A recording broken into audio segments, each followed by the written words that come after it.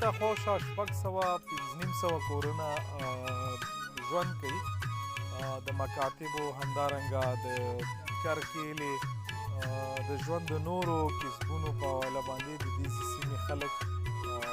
مصروفه دي او اکثره خلک چې دي هغه په کرکیله باندې مصروفه دي د دې سیمې په نورو ښایسته منظرو ما هم ګرځو راځئ موږ سره پاتې شو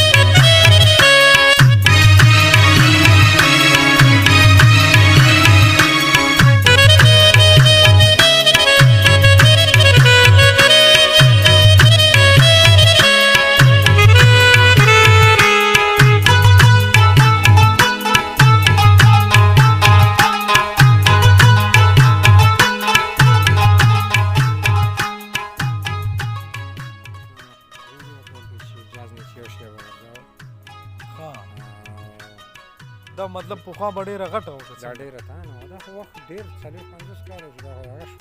ها 40 کاله رابنده شوه مالونه پکې ګرځي دې نه موږ ډېرې اوسپنې ویستې اوسپنې ها او ګوبه به هم وه بوتانه خو اوبه پکې لاندې دغه کېدې ها داسې دې تیږو ته وګوره ډېر لرې حد ته یې تیږې رسولې په دې ځینه هغه مکتب و پسې غټ غټ ګټان 2 منه 3 منه غټ غټ یې رسول ها ډېر ګوب و او دا یوه دلته ده یوه هغې خرکانۍ کې غورځولې وه صحیح 5-6 کندې ایستلې وې خو دا ځای لږ وخت سره اوبړه نو ډېره غټه کنده یې کړې دا سیمه تقریبا څومره کورونه به لري د بیلې سیمه یاره دا به انشاءالله لري 450-400 پورې کورونه لري ها او